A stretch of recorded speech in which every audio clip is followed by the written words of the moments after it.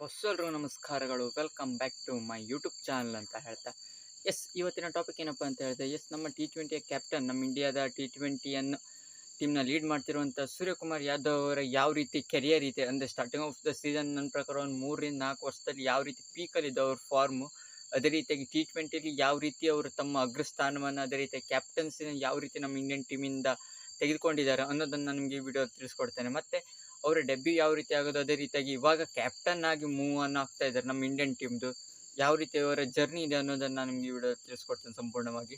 ಅದಕ್ಕೂ ಮೊದಲಾಗಿ ಚಾನಲ್ಗೊಂದು ಹೊಸಬರಾಗಿದ್ದರೆ please ಚಾನಲ್ಗೊಂದು subscribe ಮಾಡ್ಕೊಳ್ಳಿ, ಇಷ್ಟ ಆದೊಂದು ಲೈಕ್ ಕೊಡಿ ಹೇಗಿತ್ತು ಅಂತ ಪ್ಲೀಸ್.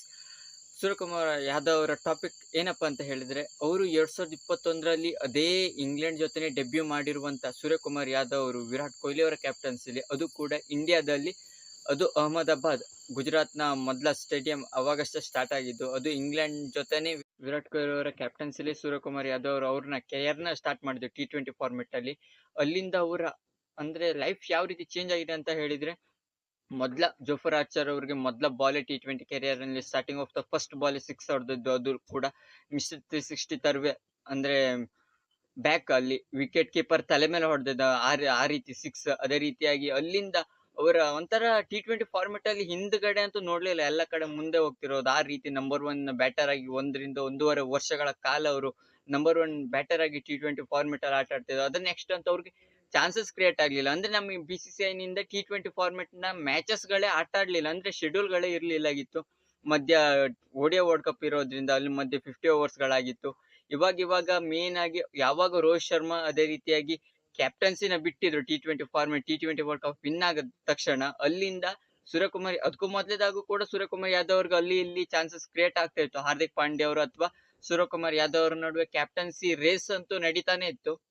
ಆದ್ರೆ ಯಾವಾಗ ರೋಹಿತ್ ಶರ್ಮಾ ಅವರು ಪಕ್ಕ ಅಂದ್ರೆ T20 ಫಾರ್ಮೆಟ್ಗೆ ರಿಟೈರ್ಮೆಂಟ್ ಕೊಟ್ಟ ತಕ್ಷಣ ಅಲ್ಲಿಂದ ನಮ್ಮ ಇಂಡಿಯನ್ ಟೀಮ್ ನ T20 ಫಾರ್ಮೆಟ್ ನ ಕ್ಯಾಪ್ಟನ್ ಆಗಿ ಮೇನ್ ಅಂದ್ರೆ ಪಕ್ಕ ಕ್ಯಾಪ್ಟನ್ ಆಗಿ ಸೂರ್ಯಕುಮಾರ್ ಯಾದವ್ ಅವರು ನಿಗದಿ ಆದ್ರು ಅಂತಾನೆ ಹೇಳ್ಬೋದಾಗಿದೆ. ಹೌದು, ಅಲ್ಲಿ ಇವರು ಇಲ್ಲಿಯವರೆಗೆ ಕೆರಿಯರ್ ಯಾವ ರೀತಿ ಮ್ಯಾಚ್ ಆಡಿದ್ದಾರೆ ಅಂತ ಹೇಳಿದ್ರೆ 79 ಮ್ಯಾಚಸ್ ಗಳಲ್ಲಿ T20 ಫಾರ್ಮೆಟ್ ಅಲ್ಲಿ.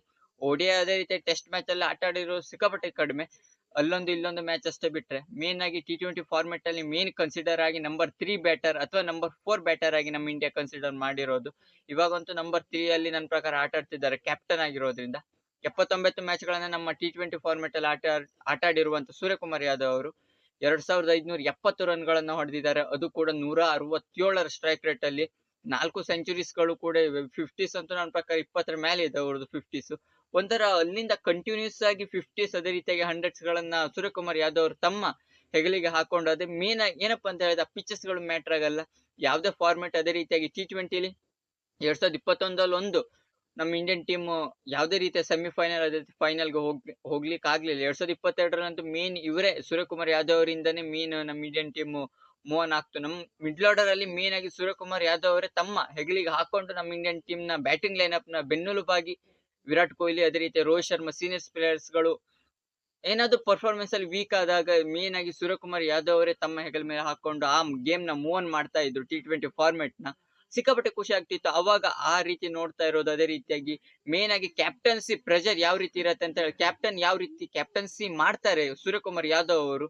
ಯಾಕಪ್ಪ ಅಂತ ಹೇಳಿದ್ರೆ ಮೇನ್ ಆಗಿ ಯಾವುದೇ ಪ್ಲೇಯರ್ಸ್ ಗಳನ್ನ ಬಿಹೇವಿಯರ್ ಅಲ್ಲಿ ಏನಾದ್ರು ಕ್ಯಾಚಸ್ ಡ್ರಾಪ್ ಆದಾಗ, ಅದೇ ರೀತಿಯಾಗಿ ಒಂದರ ಪರ್ಫಾರ್ಮೆನ್ಸ್ ವೀಕ್ ಇದ್ದಾಗ ಅವ್ರನ್ನ ಯಾವ ರೀತಿ ಸಪೋರ್ಟ್ ಮಾಡ್ಕೊಂಡು ಅವ್ರನ್ನ ಮೇಲ್ಗಡೆ ತರ್ತಾರೆ. ಮೇನ್ ಉದಾಹರಣೆ ಏನಪ್ಪಾ ಅಂತ ಹೇಳಿದ್ರೆ ಸಂಜು ಸ್ಯಾಮ್ಸನ್ ಅವರು ವಿಕೆಟ್ ಕೀಪಿಂಗ್ ಅಲ್ಲೂ ಕೂಡ ಹೌದು, ಅದೇ ರೀತಿಯಾಗಿ ಬ್ಯಾಟಿಂಗ್ ಲೈನ್ ಅಪ್ ಅಲ್ಲೂ ಕೂಡ ಹೌದು, ಎಲ್ಲಾ ಕಡೆಯಿಂದನೂ ಕೂಡ ಸಂಜು ಸ್ಯಾಮ್ಸನ್ ಅವ್ರಿಗೆ ಸಪೋರ್ಟ್ ಮಾಡಿ ಇವಾಗ ಯಾವ ರೀತಿ T20 ಫಾರ್ಮೆಟ್ ನ ಸಿಕ್ಕಾಪಟ್ಟೆ ಧೂಳೆತ್ತಿದ್ದಾರೆ. ಮೇನ್ ಆಗಿ ಸೂರ್ಯಕುಮಾರ್ ಯಾದವ್ ಅವರ ಬಗ್ಗೆ ಹೇಳ್ಬೇಕು ಅಂತ ಹೇಳಿದ್ರೆ 4 ಸೆಂಚುರೀಸ್ ಗಳು ಕೂಡ ಇದೆ ಇವ್ರದ್ದು T20 ಫಾರ್ಮೆಟ್ ಅಲ್ಲಿ. 4 ಸೆಂಚುರಿ ಅಂತ ಹೇಳಿದ್ರೆ ಕಮ್ಮಿನಲ್ಲಿ ಕೇವಲ 79 ಮ್ಯಾಚಸ್ ಗಳಲ್ಲೇ ಸಿಕ್ಕಾಪಟ್ಟೆ ಹೈಯೆಸ್ಟ್. ರೋಹಿತ್ ಶರ್ಮಾ ಅವ್ರದ್ದು ನನ್ನ ಪ್ರಕಾರ ಹೈಯೆಸ್ಟ್ ಇತ್ತು ಸೆಂಚುರೀಸ್ ಗಳು, ಆದ್ರೆ ಇವಾಗ ಸೂರ್ಯಕುಮಾರ್ ಯಾದವ್ ಅವ್ರದ್ದು ಹೈಯೆಸ್ಟ್ ಇದೆ ಅಂತಾನೆ ಹೇಳ್ಬೋದು T20 ಫಾರ್ಮೆಟ್ ಅಲ್ಲಿ. ಒಂಥರ T20 ಫಾರ್ಮೆಟ್ ತಮ್ಮ ಸಾಮರ್ಥ್ಯವನ್ನ ಸಿಕ್ಕಾಪಟ್ಟೆ ಪ್ರದರ್ಶಿಸುತ್ತಿದ್ದಾರೆ ಸೂರ್ಯಕುಮಾರ್ ಯಾದವ್ ಅವರು ಅಂತಾನೆ ಹೇಳ್ಬೋದಾಗಿದೆ. ಇವಾಗಂತೂ ಕ್ಯಾಪ್ಟನ್ಸಿ ಕೂಡ ಸಿಕ್ಕಿರಿ. 2026ರಲ್ಲೂ ಕೂಡ ಅವರೇ ಕ್ಯಾಪ್ಟನ್ ಆಗಿ ಮೂವ್ ಆನ್ ಆಗ್ತಾರೆ ನಮ್ಮ ಇಂಡಿಯನ್ ಟೀಮ್ ನ ಲೀಡಿಂಗ್ ಫ್ರಮ್ ದ ಫ್ರಂಟ್ ಆಗಿ. 2026ರ T20 ವರ್ಲ್ಡ್ ಕಪ್ ನಮ್ಮ ಇಂಡಿಯನ್ ಟೀಮ್ ಅಲ್ಲಿ ಇಂಡಿಯಾದಲ್ಲೇ ಆಗ್ತಿರೋದ್ರಿಂದ ಅಲ್ಲಂತೂ ಮೇನ್ ಕನ್ಸಿಡರ್ ಆಗಿ ಕ್ಯಾಪ್ಟನ್ ಹಾಕೊಂಡು ವರ್ಲ್ಡ್ ಕಪ್ ನ ಗೆಲ್ತಾರೆ ಅಂತ ಸಿಕ್ಕಾಪಟ್ಟೆ ವಿಶ್ವಾಸ ಇದೆ.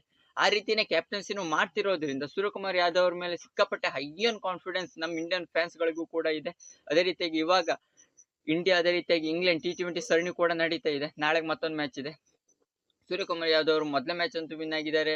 ಹೌದು, ನಂಬರ್ 3 ಅಲ್ಲಿ ಅಷ್ಟೊಂದು ಪರ್ಫಾರ್ಮೆನ್ಸ್ ಮಾಡ್ಲಿಕ್ಕೆ ಆಗ್ತಾ ಇಲ್ಲ. ನೋಡೋಣ ನೆಕ್ಸ್ಟ್ ಮ್ಯಾಚ್ ಅಲ್ಲಿ ಅದು ಪರ್ಫಾರ್ಮೆನ್ಸ್ ಮಾಡ್ಬೋದು ಅಂತ ಹೇಳ್ತಾ ಇದಿಷ್ಟು ಸೂರ್ಯಕುಮಾರ್ ಯಾದವ್ ಅವರ T20 ಕೆರಿಯರ್ ಯಾವ ರೀತಿ ಸ್ಟಾರ್ಟ್ ಮಾಡಿದ್ರು ಜರ್ನಿ ಅಂತಾನೆ ಹೇಳ್ಬೋದಾಗಿದೆ. ನಿಮ್ಗೆ ಈ ವಿಡಿಯೋ ಇಷ್ಟ ಲೈಕ್ ಕಮೆಂಟ್ ಮಾಡಿ.